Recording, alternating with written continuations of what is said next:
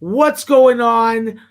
Welcome to odds.com college basketball show with your boy Maxwell Smart. And unfortunately tonight, we do not have the services, the hosting skills, and the overall on-camera genius of Jimmy the Bag. But fear not, we have the ultimate substitution. He is known for betting some totals. Some people call him the master Jedi of unders, like myself. Some people go by the statement, that guy makes unders great again. We have Nolly Knows joining us tonight, and he's going to break down 3 games. I'm going to break down 8 games. It's going to be a great show. And of course, we have to go over the record. It was a fantastic day, the 4th day in a row that I was able to stay in the black. I went 8-3 plus 4.7 units, narrowly missing Rutgers by 1 free throw. So it was a very good day, 4 solid days in a row after a very brutal stretch. The overall record right now, which is being kept by Jimmy the Bag, even if he's not around, is 161 wins, 133 losses, 54.8% winning percentage, plus 16.12 units, ROI of plus 5.48% with an average line of minus 109. So I am praying and hoping that these mini Mars bars give me the power and motivation to find the winners, discuss the winners, give the winners, and then hopefully cash on the winners. So let's get started. Let's get it going, man. There's a lot of action that we got to choose from, and we're gonna get it going right away. We got UConn and Seton Hall. I kind of already figured that my guy Max was gonna want to look at this. UConn being his team, and UConn, they've had their ups and downs this year.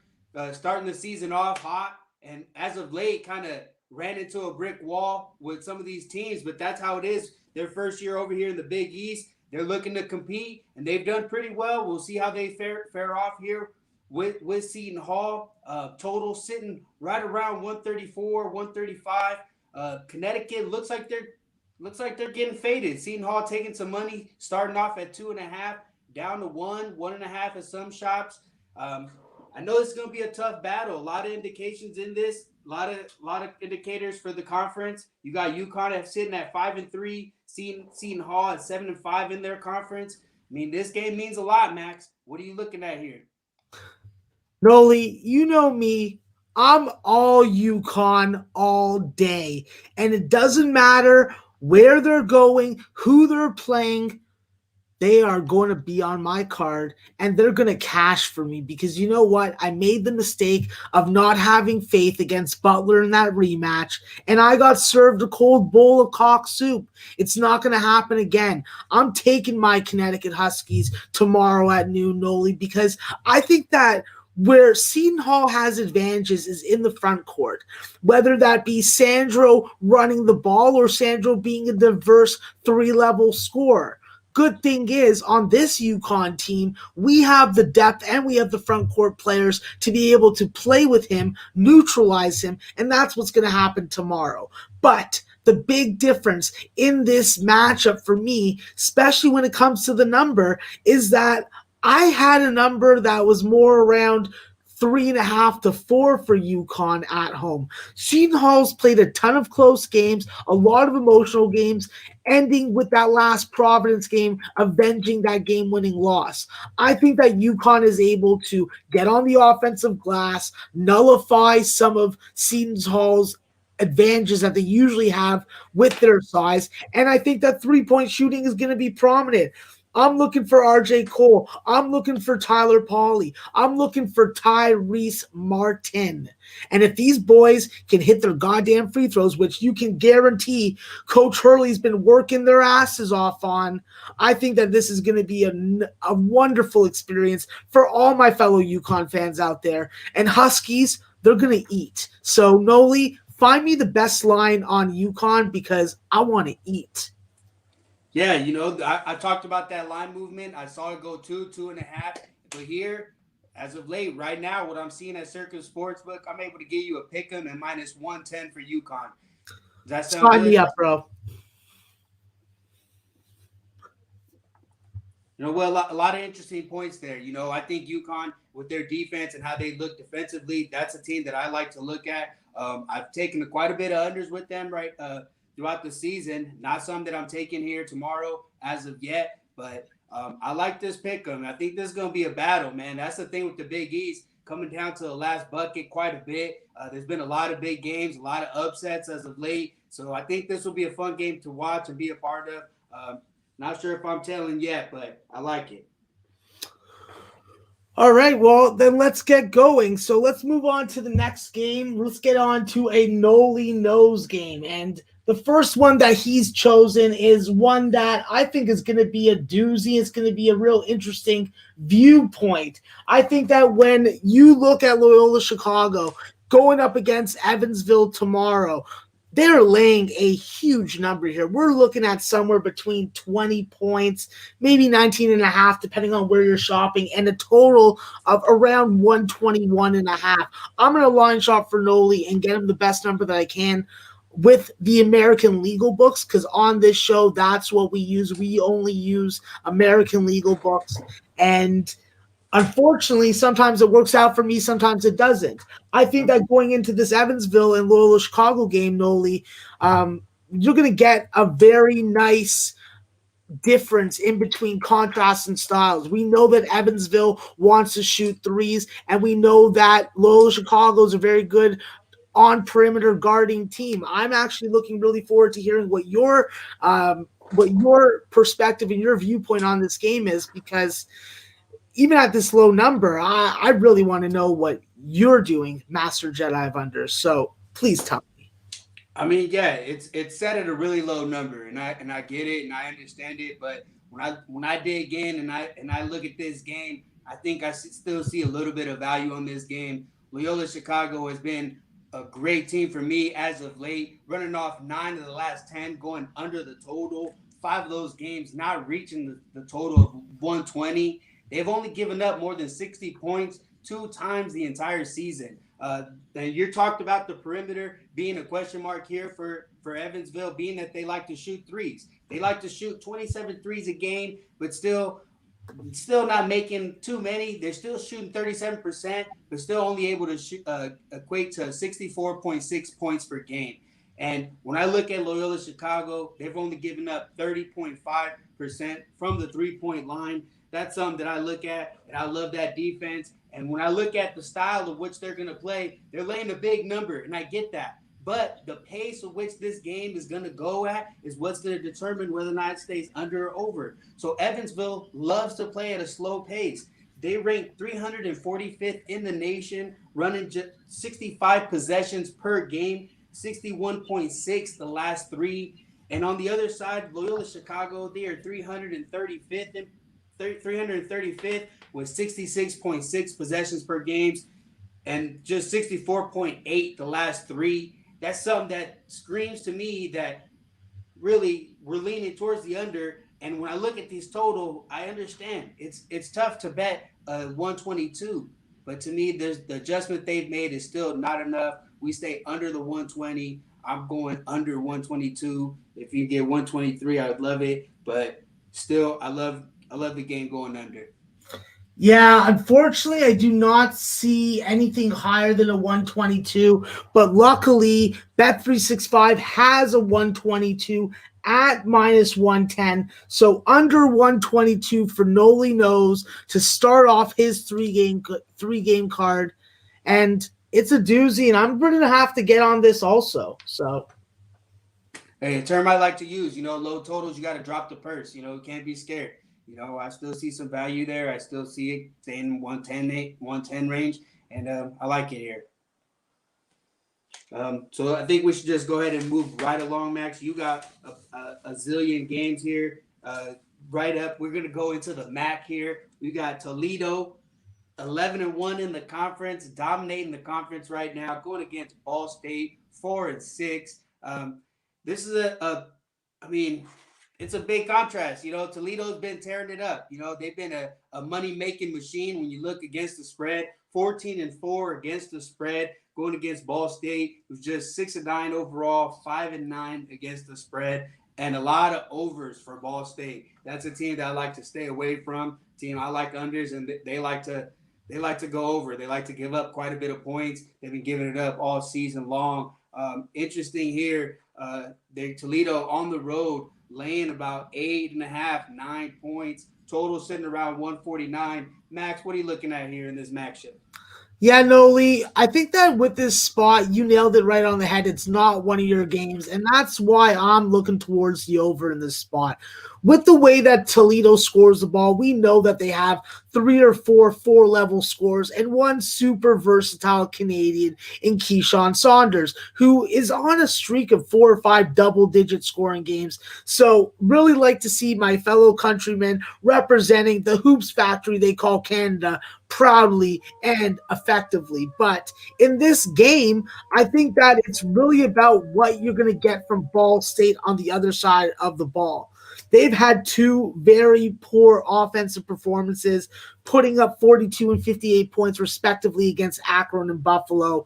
And I think that against Buffalo, I watched that first half. They were in that game, and Buffalo did what they do to a lot of teams. They went on a super sick run and really created a large margin that Ball State just wasn't able to overcome.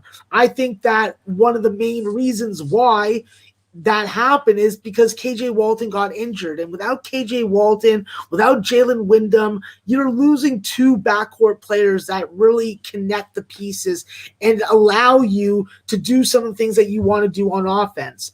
I do think that this is a spot for Kahid El-Amin's son, Ishmael El-Amin, to step up and in. This is a guy that's been a gem at the free throw line, converting 86% and 44 makes. And when he is on his game, he is the type of guy that commands a lot of attention from the defense, will have the ball in his hands, and makes good decisions with the basketball, Nolly. A guy that can give you a couple steals on the defensive end, draw a couple fouls, get you a bucket, and get you out of a scoring drought. I think that when it comes to this total, I have to take the over 149. It's right around where I actually had this line. I had this line at 147.5. So you could say that I should be going on the under, but I definitely think that with the way that Spencer Littleson and Marion Jackson can take over this game and get emotional about it, it's just too hard of a spot for me to say no to the over. I think that this game does find its way into the 150s, and I can eventually, if I can ever physically put my model into, let's say, a robot, I can take a baseball bat and smash it because fuck my model. Let's go over 149 in this game, Nolly. And Nolly, with KJ Walton possibly not playing again, I have to take Toledo even at this huge number. They are capable of covering it. I don't think they have another slip up on the road like they did against Akron. And give me a good start in the first half where you're going into the half with a 3 or 4 point lead. And I do think that Toledo will be able to pour it on and take care of business and serve Ball State a nice bowl of cock soup. All right. That sounds like a lot of bulls in this one. So here on the total, what I've been able to see, I see pretty much the same across the board. 148.5 minus 110, pretty much the best number here I'm able to get at circa. Is that good for you? The over there, Max? Yeah, that works for me, Nolly. And then at BetMGM, you'd be able to get Toledo minus 8.5, minus 110 for you. That's the best number I can get for you. That sounds perfect. All right, Max, lock it in. Got some action for my guy, Max. All right, well, let's move on to a Nolly Nose game. And this is a beautiful game. I have to admit, I was already looking at this game, spoke to Nolly about it, and I'm like, listen, Nolly, you take this one. You take this one. It is a beautiful game in the Ohio Valley Conference, the conference that I just went freaking bonanzas on when it came to my show picks from last time. Eastern Illinois, the bewildered Eastern Illinois going up against the Tennessee State Tigers. The Panthers against the Tigers. Who's going to win? I don't know. But when it comes to the total, that's what I'm hoping to hear some good information about. With Eastern Illinois, they're seeking revenge against Tennessee State after dropping the first game in Nashville. I think that in that game, you really saw the Tigers shoot more effectively and efficiently from the field than we're really used to. They brought the defense, limiting Eastern Illinois to some very difficult shots that they weren't able to convert. Both teams are going to be leaning heavily on their seniors in this matchup. With Eastern Illinois, we know that they've been having COVID problems, but they got Jordan Skipper Brown back. They got Kashawn Charles back, but they lost Josiah Wallace. And without Josiah Wallace, this is a very hard team to back. Tennessee State, they just went through their own tumultuous game against SIU, and they got Mark Freeman back. They got Ravel Moody in the middle, and they got Shaquem Johnson, who's willing to freaking create with his defense, get out on transition, and score some buckets. Well, what this Tennessee State team may have a little more difficult scoring against Eastern Illinois than they have against other teams this year. And I definitely think that with the revenge factor, you got to be worried about Eastern Illinois trying to come out with some fire. These two teams may be at the bottom of the OVC conference, but don't let the records fool you. Nolly, tell me what's going on with this game, because when I look at this line, I'm seeing an opener of around -1.5 on the spread for Tennessee State and a 133.5 to 133 pretty much market wide when it comes to the number on the total. Yeah, you mentioned it, Max. Not a whole lot of wins to talk about here between these two teams. You look at Tennessee State, just 3-13 on the season, 4-11 against the spread. Pretty much similar numbers for Eastern Illinois, 6-14 and 4-16 against the spread. But a big number that I like to look at when I look at here is Tennessee State. They've been cashing all season long for the unders. They are 12-3 to the under this season. They've gone under their last 6 straight, and by an average of 10.6 points per game. You mentioned it. They matched up here against Eastern Illinois previously on January 23rd, and that game 65-54, just 119 points in that game. And a big factor being that Tennessee has been able to guard the perimeter really well. Guarding the perimeter at just 30.3% on the season, and really not been able to produce very many points on their own. Just shooting 25% from the three-point land, 5 of 20 typically on the season. And that's just what I look at. Tennessee State being able to control the game, being able to implement their defense and shut teams down and show an inability to score on the offensive end. I see this total, it seemed to have climbed up just a tad originally, which I can understand. The first total opening at 140 last game. Here, they made a big adjustment to 130 originally, but I don't think it's still enough. These two teams have really haven't been able to show much rhythm on the offensive side, but shown a lot of effort on the defensive side. And that's what you'll see. You'll hear me say that a lot. Effort equating to defense and a lot of rhythm equating to offense. And here, Tennessee State just been a moneymaker for me. And Eastern Illinois also under 4-2 of the last 6 games as well. So this is a team. These are two teams that I look at in the Ohio Valley. In Ohio Valley, I like to look at a lot of teams to go under. I've been cashing. This is the type of season I call it under season, because teams are starting to play a little bit harder. It's kind of go time. It's now or never if you want to hit that switch before it's too late. You just got 4 weeks left in the season, and it's going to go quick. Here, the only way to look at this game, like I always do, I make unders great. I look at the under here. So, Max, do what you do, man. Give me the best number. All right, well, Nolly, I have 2 numbers. I have 134.5 at -110, or a 134.5. Excuse me, I have a 134 at -110, and I have a 134.5 at -110, and I also have a 133.5 at +100 for you. Give me the +100. So you want the 133.5 +100. Yeah. All right, no problem. This is going to be a play that I'm also going to make an official play for the show. I'm going to take this pick also. I think that this is a great number. I think that the fact that it's going up, I totally agree with Nolly on this spot. And listen, he's the master Jedi of unders. I am his Padawan, and Padawans follow their leaders.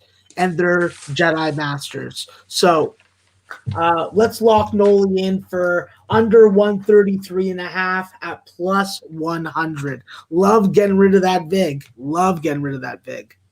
Awesome, awesome, awesome, man.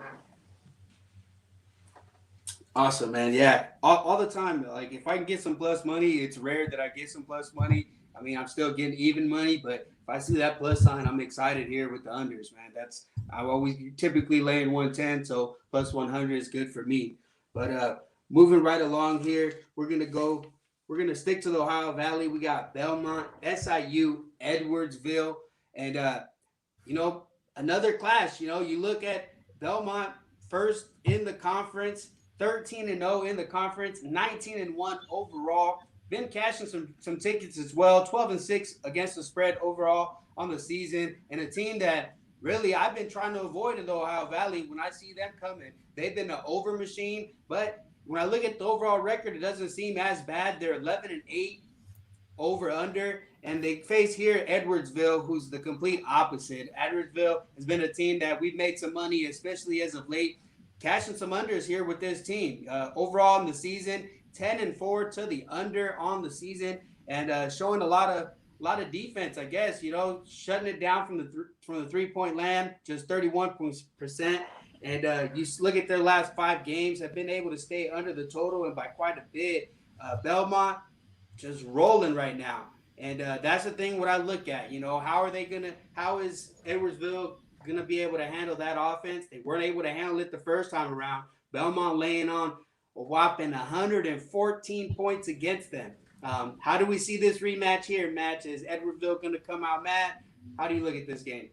Yeah, I simply think that that's an outlier performance. I don't think that they're going to be able to put up that kind of production on the road against SIU again. In that game, listen, you were able to be very, very effective from the 3-point line to the tune of 17 3-pointers. That is not something that you're going to be able to consistently do. The fact was, Luke Smith had a couple, Ben Shepard had 4, Grayson Murphy had 2, Jacoby Wood had 3. Everybody was hitting threes in that game. They must have had a wolf blood injection before the game and gave them some superhuman strength, because I don't think that's happening again. Listen, I think that SIU is definitely not the type of offense that can play with Belmont if Belmont's on their game. But this is definitely a spot where I think that we can definitely expect a lesser amount of scoring. While I do think that SIU loses this game by margin, I just don't think that Belmont's going to be putting up 85 or 90 points. I think that this is a typical big spread under situation, and I'm looking at the under again. I'm definitely bypassing the fact that Belmont runs very smooth offense. They take very good shots. They don't turn it over, because not only do they have a super point guard in Grayson Murphy, they have other very good ball handlers and young ones in Jacoby Wood. I think that when it comes to Belmont, they do a lot of good work inside the paint, getting to the rim, and this hopefully is going to be a game that SIU is able to delay some of this ball movement, disrupt some of it, hold down the 3-point line, and really close out on 3-point shooters without fouling. You want to keep these guys off balance and trying to convert only at one level, because if they're able to convert at all 3 levels and you can't defend it, well, then yeah, you're going to see some heavy production. I think in this game, the real thing that attracted me to the under was the fact that I only projected SIU to score about 65 to 67 points. And I think that this is just a number that we've seen start in the 150s. We've seen go down. It's a conference system rule, a Josh Applebaum special, and I'm just going to roll with it. You know, I just think that this is a group that, listen, they put a beating on them, and chances are you're going to see a major drastic contrast in the amount of scoring. With SIU, they don't hit free throws very well. Listen, they don't hit the three very well, but they can play with some energy. If you can stop Sidney Wilson and Carlos Curtis, I think that you do your job. Courtney Carter's the guy that you got to worry about from the three-point line. And with Shamar and Lamar Wright, it's really hit or miss whether you're going to get decent production from the sophomores or not. But this is a team that Nick Muszynski can eat off. There's no size in the front court that can stop him. So this is definitely a spot where I have to look at the under, and I have to look at Belmont, frankly, even at this huge number. But the problem is I got 14.5, and now you're seeing 16.5s on the board. So I'll just take the under for the show, Nolly, and we'll move on from there. Yeah, definitely. That's all you're seeing across the board, 16.5 for that game. And then as far as the total is concerned, I'm able to get you at circa Belmont under 149.5 minus 110. All right. Yeah, I'll take it. I did get a better number on my own bet, but that usually happens on this show, Nolly. So you'll hear me grunting about that quite often. Yeah, lines are quick to move. They won't last very long. That's just some guys are right on it. Guys like you have that bell, that notification on. They're going to hit it immediately. They see the edge. They're waiting for those lines to come out. So that it's definitely it moves quickly. Definitely.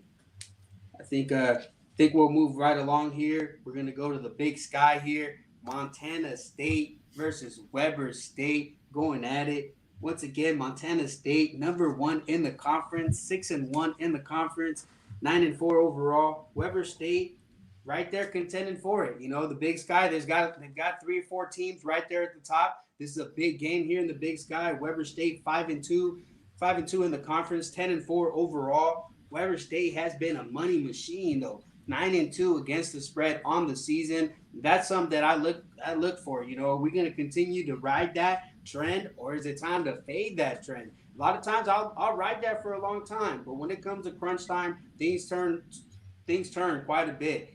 These guys are trying to turn it on. I'll mention it over and over. A lot more effort here in this game. How are you feeling about this big matchup here, Max? Yeah, Nolly, when it comes to this Montana State-Weber State game, this was a game that was on the last show card. We hit the over, lost the side in dramatic fashion late. I think that there's some things that change in this game and some things that don't. One thing that I think that isn't going to change is the fact that Jabril Bello is not going to be able to be stopped by the likes of Dante Bassett and Cody Carlson. From what I watched in that game, while he got touches down low and when he got his touches on that 10-foot or under mark, he was able to either convert, get fouled, and get to the free throw line and convert there. He converted like 11 or 12 free throws on his own. So that's definitely something that I do think comes down a little bit, but with the way that both these teams shoot the basketball, it's really hard for me to say, well, I don't think that they're going to put up 180 points, but I do think that they can get to 146. So with Montana State, the one issue that you have on offense for them is just their ability to get second chance opportunities, whether that be grabbing a loose ball rebound or just getting on the offensive glass and banging. You're going to get good offensive shot selection and good balance in that perspective on a normal game-to-game basis. But what the problem was first off, they got off to a really good start, which is always great for a first half bet. But the show pick was the full game. The other issue was that Weber State made better second half adjustments and was able to keep their offense going and flowing for longer. Listen, I like Xavier Bishop. He is undersized. But if him and Amin Adamo aren't scoring the basketball from the free throw line when that clock stopped, the three-point defense sometimes is a little bit susceptible. I think that against Weber State, with the amount of different guys that can score the basketball in that way, I think it's going to be difficult second time around, knowing what they're dealing with, knowing that the opponent knows their strengths. Obviously, with these teams, they're both decent free throw shooting teams. They're both decent 3-point shooting teams. You're going to get some good offense from both of them. I just think that when it comes to point guard play, and point guard play is so important in conference play, Isaiah Brown is head and shoulders over Xavier Bishop. I think that the guy that I talk about often when I talk about Weber State, Dylan Jones, is coming off a game-deciding performance with 14 points and some very key defensive moments. I think that this is a Weber State team that is probably going to win this game. I'm looking at a number. I'm probably getting 2.5 points of value when look at it. I'm probably going to take Weber State on the spot, go against the zigzag, and I'm going to go right back to the over. I think that this number is still a little too low. And I do think that even if Montana State is in this game, they do have enough 3-point shooting. They do hit enough free throws. So there is opportunities for them to score with the clock stopped. And, of course, I have a soft spot for both these teams because they have Canadians on the roster. So just have to point that out, Nolly. I like to be proud of my Canadian Division I players. But for show purposes and for the record purpose, I'm going to take Weber State full game, and I'm going to take the over full game. Interesting. Yeah. I mean, I can't blame you for riding with your Canadian people. I get it, Max, wholeheartedly.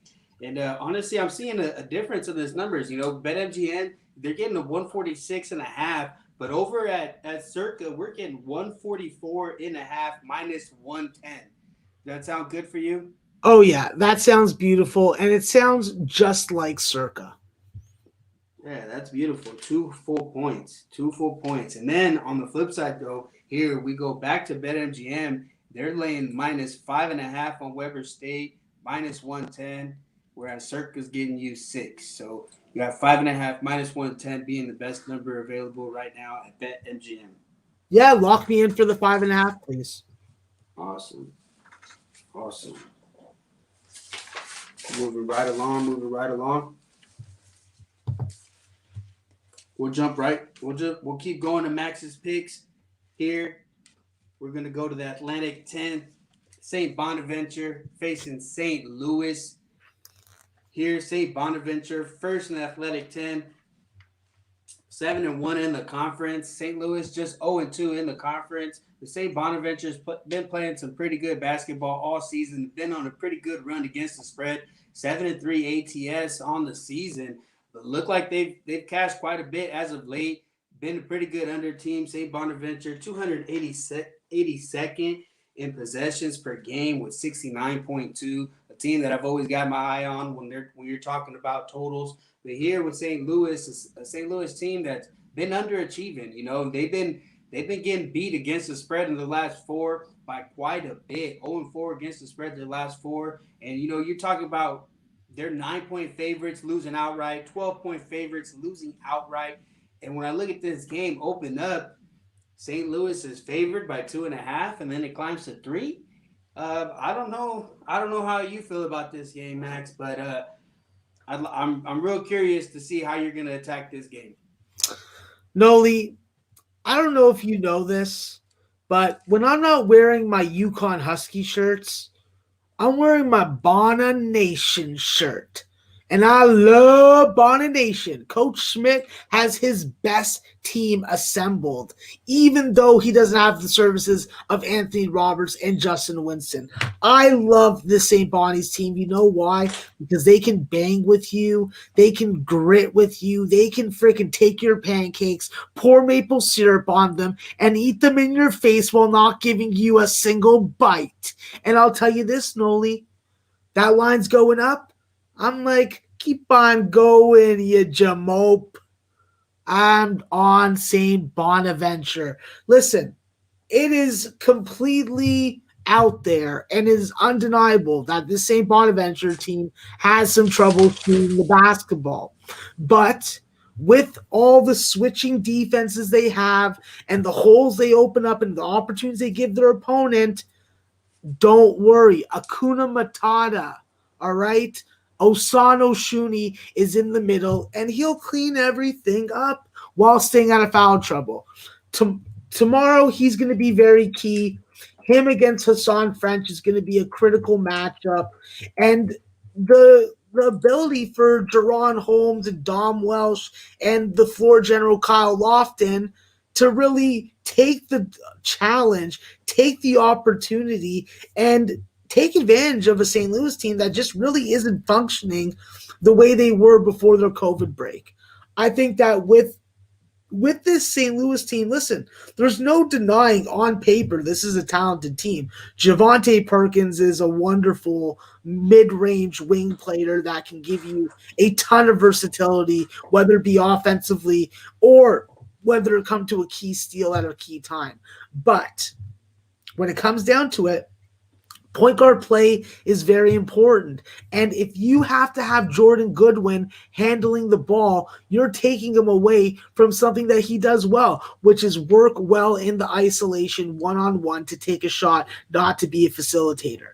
I think that there's just too many nice pieces on the St. Louis team to really function the way that a lot of prognosticators expect.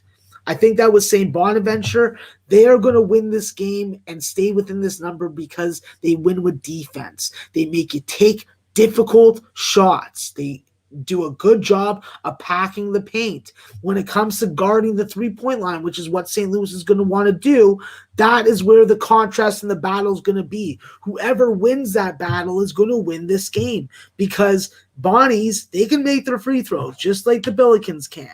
All right. They can freaking take and make a layup. They can get into the paint and get a high percentage look. You know, they're not immune to scoring close proximity buckets. I think that the difference comes down to what you do on the 3-point line. If you're hitting them or you're stopping your opponent from hitting them, that's what's going to make the difference tomorrow. And I'm telling you right now, St. Bonnie's are going into St. Louis on CBS Sports Network, and they are going to, with their eyes open all over the Billikens' carcass. So get me the best line on St. Bonnie's, and of course I'm taking that under. We've seen St. Louis lose in high-scoring mid-140s or higher affairs. Bring the defense back. Let's get back to the roots. I want a rock fight, baby. Rock fight in St. Louis. Wow, wowzers. I mean, is this a kid show or I don't know. I don't know if you could say that stuff or you could do that, but I don't know. St. Bonaventure, St. Louis. You catch St. Bonaventure at Bet NTM plus 3.5 minus 110. Is that worth the look for you? That is beautiful, Nolly. You are a very good line shopper. I am enjoying your line shopping. I've done it once or twice. I've done it. All right. And then here on the other side, we're going to go. We got to Bet 365. Bet 365, you get 137.5 minus 110. Well, if you can't get me a 138, then I'll take what I can get. Yeah, you're seeing, honestly, what I see everywhere else is already actually going down. You got 136.5 everywhere else. Well, I agree with that line move, that's for sure. Yeah, so that's the best I can get you. Is that all right? Or yeah, I'll take it. All right, got it in there, locked and loaded. No takebacks. We don't do that on this show, bro. I have to live with it. All right. We're in Athletic 10. Now we're going to go to Atlantic Coast. We got Syracuse versus Clemson. Big matchup here as well. You know, you got Clemson. I mean, not what you typically expect out of Clemson. The season been up and down a little bit. When you look at them, 10-5 straight up, 6-9 ATS, and pretty similar numbers when you look at Clemson, 11-5 straight up, 9-7 ATS, 9-7 to over under. Interesting matchup here in the Atlantic Coast. I mean, when I think Syracuse, honestly, year in and year out, I'm thinking the zone, I'm thinking unders, but it just hasn't been working out this year. It's been a little bit different. They're pushing a little bit more pace than what I'm typically seeing out of them. So not really a team that I've been focusing on too much. Clemson, a little bit slower pace, only getting up 56 field goal attempts per game. Pretty slow pace when you look at those numbers, only shooting 24 threes per game. So typically a team that you would think unders, but been giving it up on the defensive side, giving up 34% from the three-point land. Syracuse shutting it down from three, giving up under 30% from three-pointers. Interesting matchup here, Max. Not a game that I expected you to be looking at all. So I'm curious to see what your take is here, because I think I'll be riding with this one. Yeah, Nolly, for the Saturday shows for the odds.com audience, who are the best sports betting audience out there, I choose the big games because that's what they want. They want the big, juicy, dirty games. But don't worry, Nolly. I got this thing called Patreon where I do all that mid-major freaking madness. But when it comes to this Clemson Syracuse game, I think you're going to know where I'm going when it comes to this total. When I watch Clemson, I think about one thing. I'm like, where are they playing? Are they playing on that prison orange basketball floor, or are they playing in one of their ACC foes buildings? Well, when they're playing in that very bright, uncomfortably orange building, they do one thing. They do another thing also, now that I think about it. They win and they go under. So let me tell you this. First off, I had this number at 127. So if you're giving me anything above 133 right now, I'm absolutely taking the under. Secondly, if I'm getting less than 4 points with Clemson, I'm taking them because they're at home. Clemson, last 3 games that they played at home, 3 wins, NC State, Louisville, North Carolina. 2 of those last 3 games went under the number by 10 or more points. The NC State game went to overtime. Otherwise, that would have stayed under, and I was on that under for the show. So let me give you a big kapooey to NC State for that one. But with this Clemson team, what they do, Nolly, is they make you take bad shots. They make you work the shot clock. You're going to take some time to find your shot. You're not going to just be running and gunning against this Clemson team at home. With Nick Honor and Amir Sims and Alamir Dawes and Hunter Tyson, they got guys, they're not going to give you 3 or 4 15-point per game guys, but they're going to play hard-nosed defense. They're going to guard without fouling. There's going to be some good footwork being exhibited. And listen, while you want to talk about certain aspects of what creates a good environment for low totals and good defense, I'm always watching games and taking notes on who can move their feet, who can freaking move their feet and not get their arms stuck in the cookie jar and get called by the Zebras. Well, Clemson has a whole bunch of those guys, and I think that that's going to be on full display. This is a big game for Clemson. This is February basketball. If they want any chance of playing some March basketball in a postseason tournament or in the big tournament, they got to win games like this. This is a spot where you have the experience of Clyde Trapp. You have the emergence of Jonathan Bahir, who's been a fantastic 5-man beside Amir Sims, who had been playing in that spot. I just think that with Syracuse, this is a team that I don't want to be backing on the road. I don't like them on the road. I've bet against them and been on them in certain spots. At this type of number, this is too short for me to be looking at Syracuse. It's looking at Clemson. Clemson is going to limit Syracuse from the 3-point line. They are going to stop them from getting to the free throw line. And listen, Syracuse may have Alan Griffin and his driving ability, but if they can stop him, I'm not afraid of Joe Girard and Buddy Boeheim. The one X factor, and forgive me for saying this, I hope that he gets into foul trouble early. My fellow Canadian possible defensive player of the year, Quincy Greer, he's the X factor. If he has an 18 and 15 type game, then everything goes out the window. But by my numbers, who I'm not ready to assault on this game, I'm taking the under, and I'm taking Clemson. And Clemson, with their prison orange, are going to run all over the Orange Men. It's going to be an orange battle. Yeah, it's the Orange Bowl. It's the Orange Bowl all over again. I love it. I love it, Max.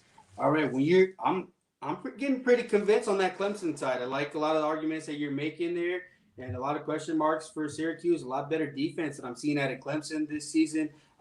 Yeah, I think I'm leaning with you. I might end up pulling the trigger there. When I shop around here, the best number that I'm seeing here for you right now is at BetMGM -2.5 -110.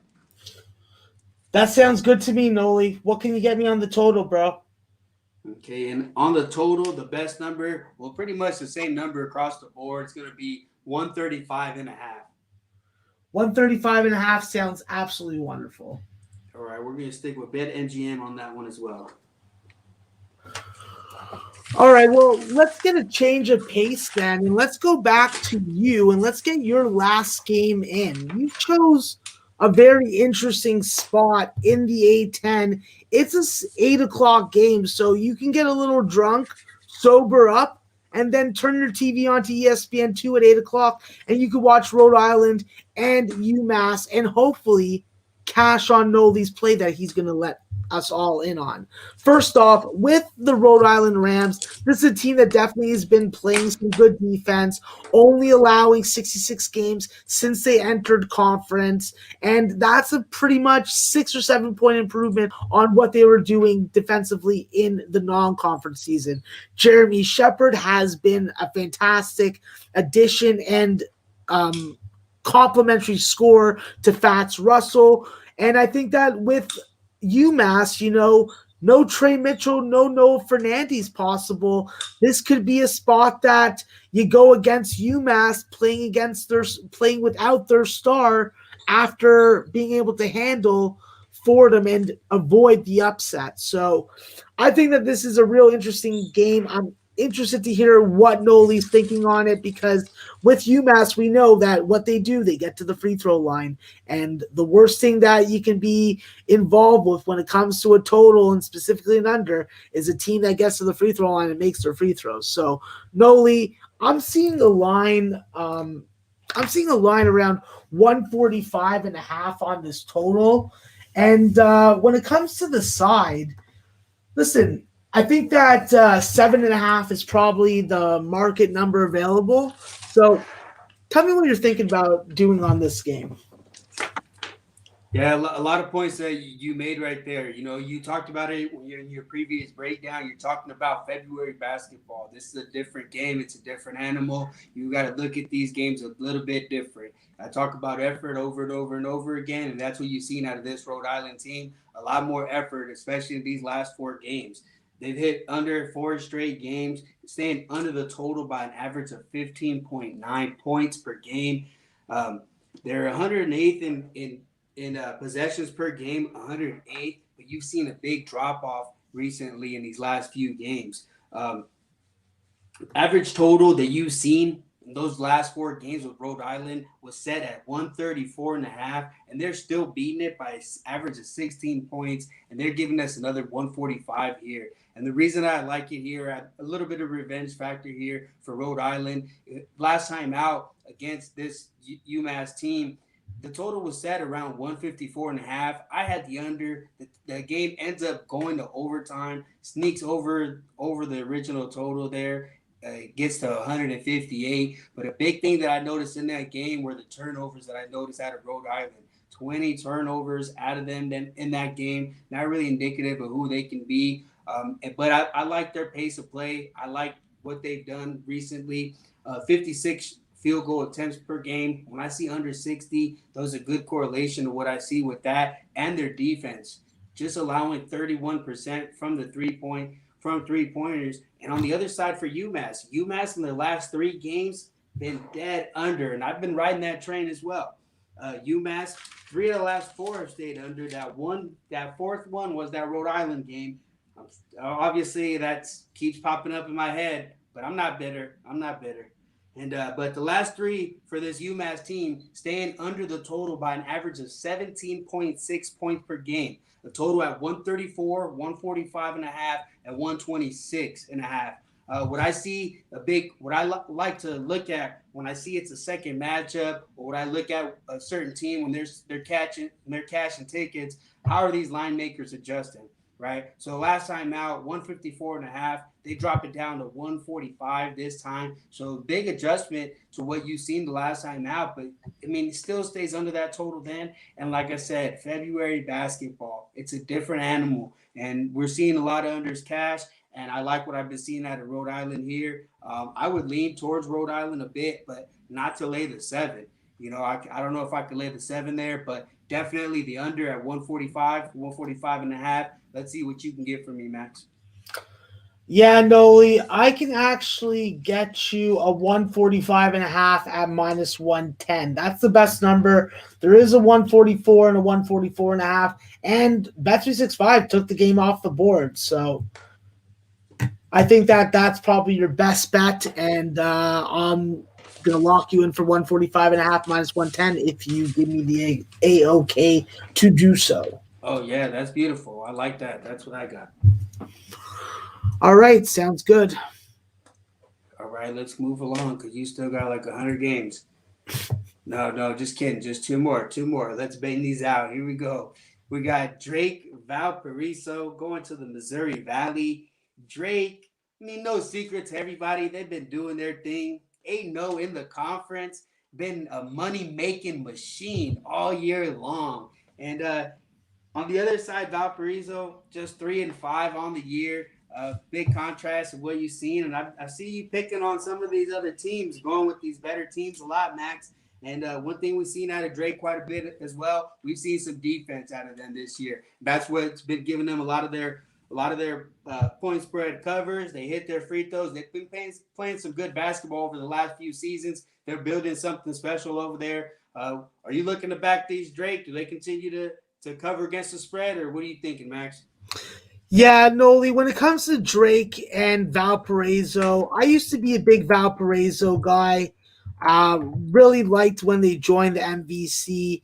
But in this matchup, I'm putting my fanboyness aside, and I'm going with the right number. The right number is telling me Drake 12 or 12 and a half is a bettable number, a cashable number. And with Drake, listen, they're a very hard-nosed, junkyard-type team. They win with defense. They beat you physically. They guard you without fouling. And you know what? From that Northwest Indiana area where a lot of these guys come from and played, they know each other. There's good on-court chemistry, very good continuity.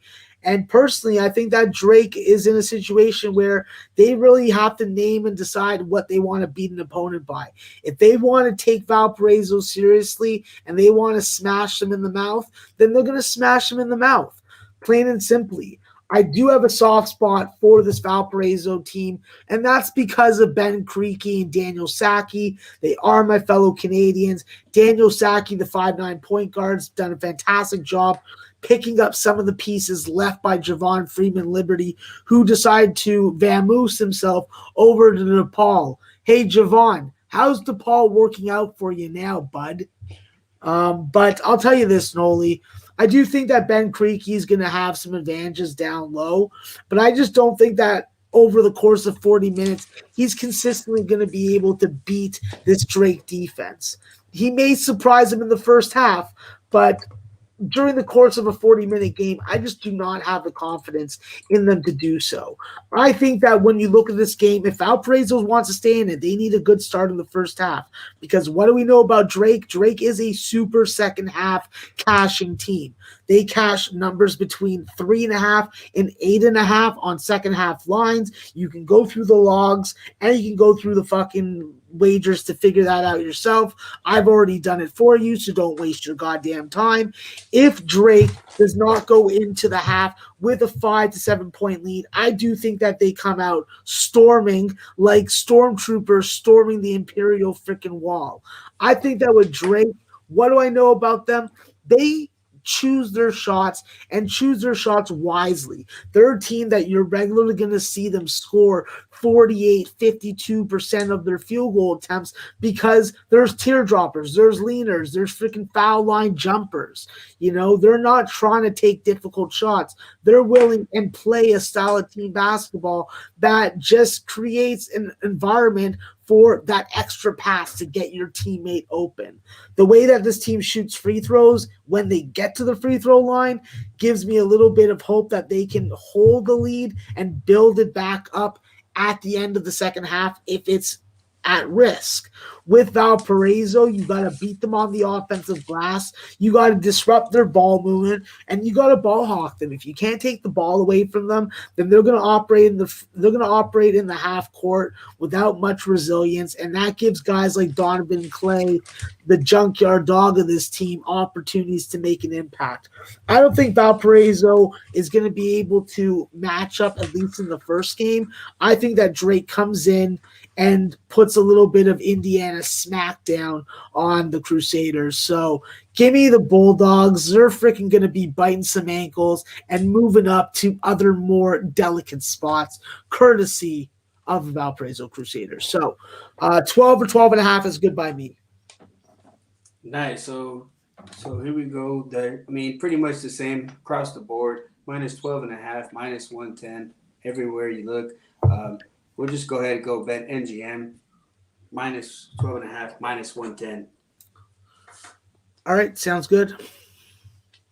Minus 110, let me see. There we go, we got it down. All right, there we go. And here we go, last game on the board here. Last game on the board, and pretty much one of the biggest games, I guess, if not the biggest game on the docket here, depending on who you ask. A Big 12 matchup.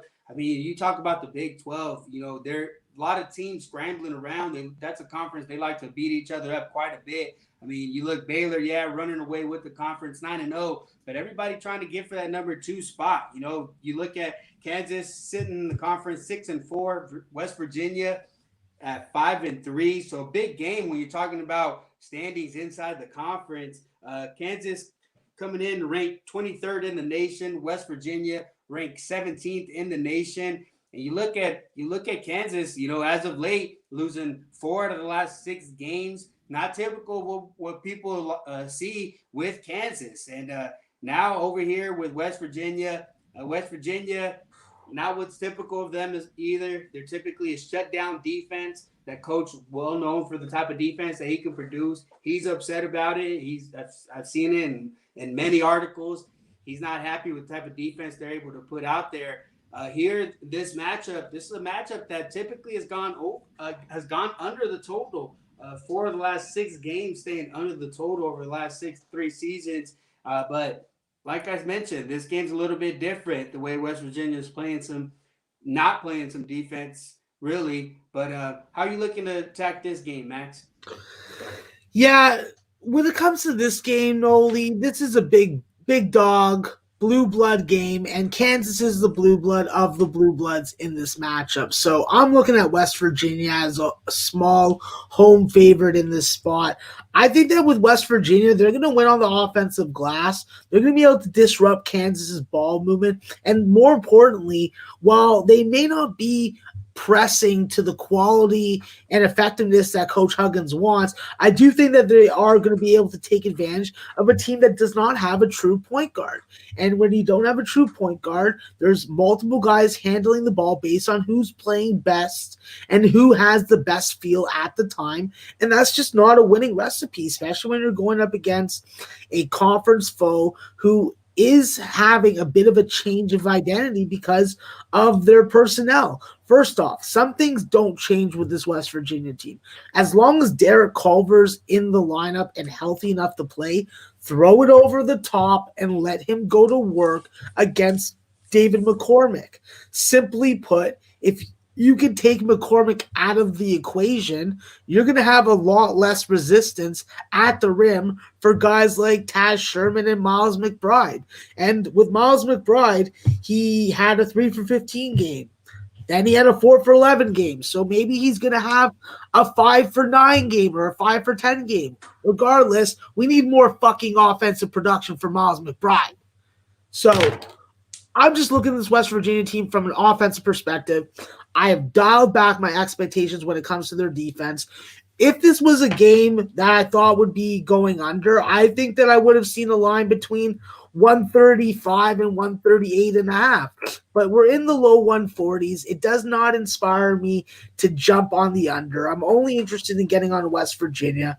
I think that with my fellow Canadian, Gabe also buy-in, he can come off the bench, give you some physical explosive play. He's going to create a steal. He's going to get a block. He's going to get out in transition around the floor. Listen, when everything's going wrong, just get your Canadian and put him in the freaking game and let him play some freaking meaningful minutes.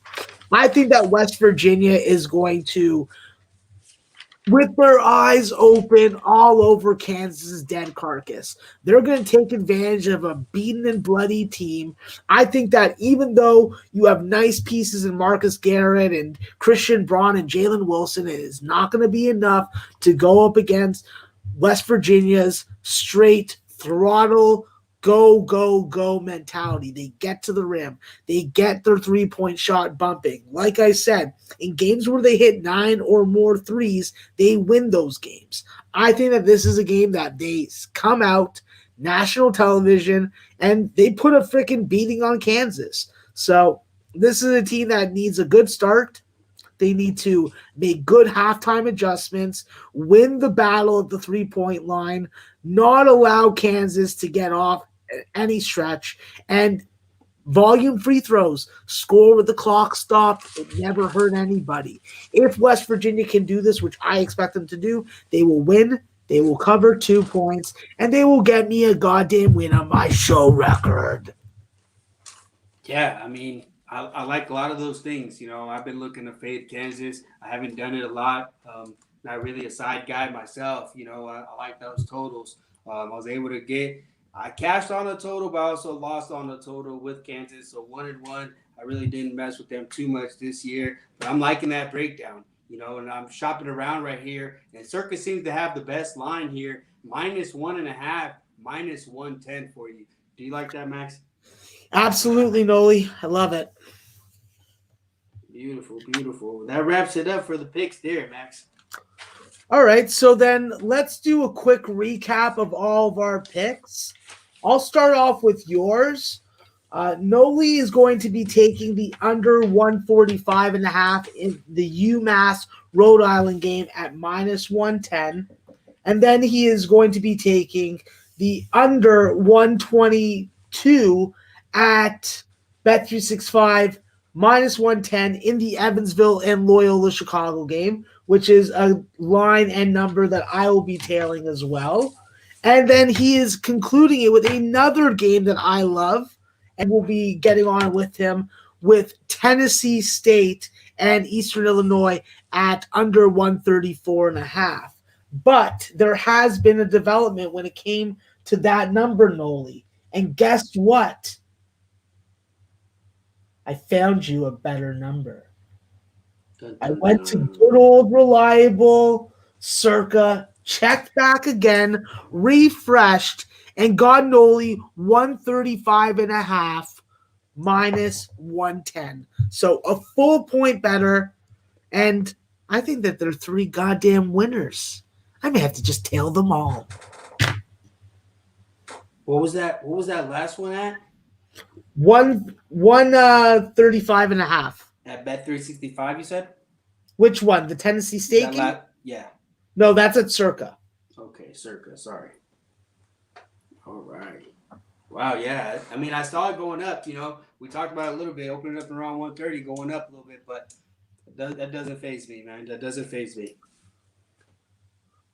All right, we'll go over we got a long list. Hold on. We got Max's picks coming up next. We got UConn down to a pick'em, a -110 at Circa. That'd be the number one game on the board. Number 2, we got Toledo and Ball State going with Toledo -8.5 minus 8.5, minus 110 on that one, and over 148.5, minus 110 as well. Going for the double whammy on that one. Then we got Belmont versus SIU Edwardsville going under 149.5, available at Circa. Then we got St. Bonaventure, St. Louis going with St. Bonaventure plus 3.5. I really like this play. I think I'll be jumping on this one as well. I think the wrong team is favored. Might sprinkle a little something on the money line. If you get a little plus 140 or something, and then also going with the under here, right? Was it under here, Max? Yes, sir. Under 137.5, minus 110, available at BetMGM. Sorry about that. Then we got Syracuse Clemson going under the total as well, under 135.5, minus 110, available at BetMGM. Also going with Clemson on the side, minus 2.5, minus 110. Also a look I'm liking quite a bit. I guess these small numbers attract me, but I like that one. I think Clemson will come out strong. You made a great point when you're talking about being the home team. That's what stood out to me. I know that's what I know Clemson for the last few years, especially. And then we go Drake, Valparaiso, riding the Drake train, minus 12.5, available at BetMGM. And the last pick, we got West Virginia, minus 1.5, minus 110, available at Circa. Another game I like quite a bit, but I might stay away being such a high-profile game. Refs might get involved, kind of keep it too close. I don't like that type of stuff. But I might jump in. Just being that we're talking about the games, it gets me all pumped up, Max.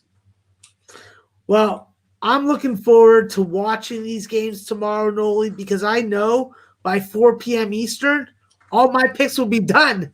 So I'm looking forward to that aspect of it. I'm looking forward to watching my UConn Huskies. I'm looking forward to watching my floor general at St. Bonaventure, Bonanation superstar, Kyle Lofton. And you know what, Nolly? I'm also excited, and hopefully I'm never going to have to eat ketchup and banana again on this show as a punishment. So when you're watching these games tomorrow, Nolly, pray for me. Because if I lose 5 units or more, I got to come on the show and eat ketchup and banana. And nobody told me there was punishment. Hold on. We got to talk about this.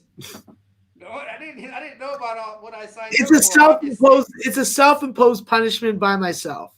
I was like, if I have a bad show and the roller coaster goes down instead of going up, because that's what my record is on this show. It's a roller coaster that I have to have a punishment. And with a very bland palate like I have, ketchup and banana is just torment. So. Awesome.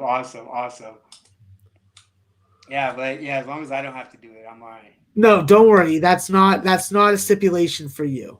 Well, that sums it all up. We have broken down 11 games for you guys to jump on and tail or fade us. I don't suggest fading Nolly, maybe fading me, but we're going to get some winners tomorrow. We're going to serve up my favorite cold soup substance, and we're going to have a great time while we're doing it. So check out odds.com. Get all your odds, get all your articles.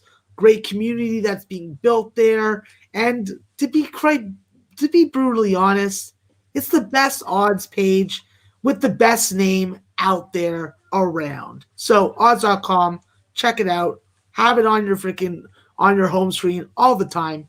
And let's get some winners. Nolly, let me throw it to you to cut us off. Usually I finish the show, but with the master Jedi of unders, the man who makes unders great again, close us out, please. Oh man, it was a pleasure being here. By no means am I trying to take over for Jimmy. Just trying to do my thing a little bit differently, and hopefully we get some winners for you guys. So hopefully some laughs, hopefully some winners, hopefully a little bit of knowledge, and ultimately hopefully we get some like I mentioned, winners. So let's make some money, guys. Thanks for hanging out.